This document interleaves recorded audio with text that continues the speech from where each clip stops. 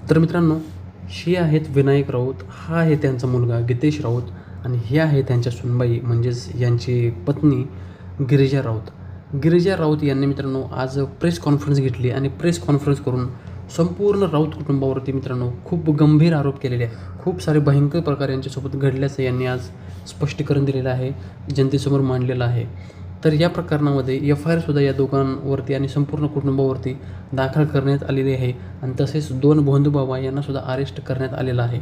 तर यांनी काय आरोप केलेले आहेत, तर गिरिजा राऊत यांनी काय आरोप केलेले आहेत हे पूर्ण प्रकरण आपण पाहूया. परंतु मित्रांनो, तुम्हाला याआधी विनंती आहे की हा व्हिडिओ तुम्ही शेवटपर्यंत बघा प्लीज.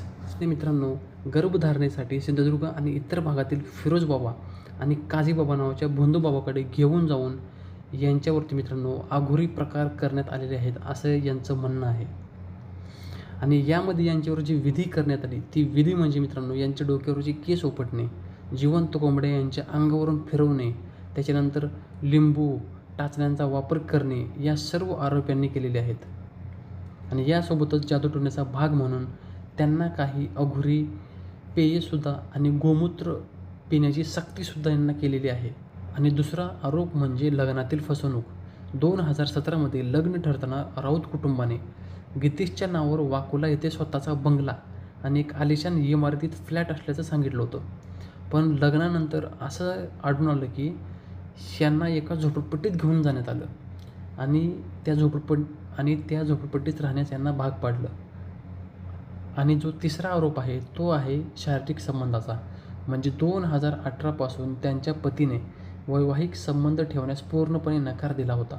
भारतात शारीरिक संबंध ठेवता येत नाहीत, त्यासाठी आंतरराष्ट्रीय ठिकाणी जावे लागेल, अशी विचित्र कारणे हा देत होता.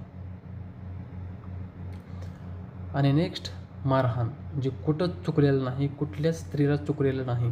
प्रत्येक स्त्री भारतामध्ये, जी मोठ्याची असो किंवा गरिबाची असो, प्रत्येक स्त्रीला भारतामध्ये लग्न झाल्यानंतर मारहाण ही होतच असते, परंतु प्रकरणे बाहेर येत नाहीत. यांचा आरोप असाच आहे की 2018मध्ये ऑस्ट्रेलिया दौऱ्यावर असताना त्यांच्या पतीने त्यांना बेदम मारहाण केली.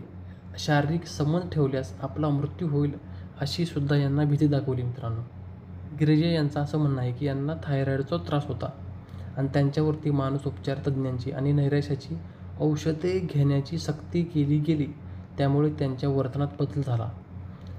आणि पती म्हणजे हा आणि त्यांच्या सासरचे लोक त्यांच्या सतत मासिक पाळीच्या तारखावर आणि चक्रावर अत्यंत कडक पाळत ठेवून होते. आणि याच्याच अंतर्गत मित्रांनो, पोलिसांनी आता भारतीय न्यायसंहिता आणि छळांच्या कलमांतर्गत आणि महाराष्ट्र जादूटोणा विरोधी कायद्याअंतर्गत या कुटुंबावरती आणि अजून 4 जणांवरती इन्क्लुडिंग 2 भोंदूबाबा यांच्यावरती कारवाई आणि एफ-आय-आर दाखल करण्यात आलेला आहे. तर मित्रांनो, कोणतीही जर स्त्री असते जी बाहेर येऊन असं स्पष्टपणे जे आपल्यावर झालेल्या अत्याचारांना वाचा फोडत असेल, तर मित्रांनो ती स्त्री खूप स्ट्रॉंग असते. कारण भारतामध्ये आपल्याला माहीत आहे की किती महिला डोमेस्टिक व्हायलन्सचा शिकार होत आहेत. परंतु प्रत्येक स्त्री असं बाहेर येऊन उघडपणे ती सांगत नसते. स्त्रियांचं संपूर्ण आयुष्य निघून जातं, परंतु त्या बाहेर येत नाहीत. आपल्या नवऱ्याने कितीही मारहाण केली तरी पती आणि परमेश्वर म्हणून मित्रांनो नवऱ्यापाशीच आपलं आयुष्य कितीक महिलांनी आत्तापर्यंत काढलेलं आहे. परंतु असं बाहेर येऊन प्रकटपणे कुठलीच महिला आपल्या झालेल्या अत्याचारावर वाचा फोडत नाही. परंतु जी महिला असं करते ती खूप स्ट्रॉंग असते. मित्रांनो, फक्त बघावंच एवढं लागेल की या प्रकरणामध्ये किती सत्यता आहे. पोलीस त्यांचं काम चोखपणे करतील अशीच अपेक्षा आपण ठेवू शकतो.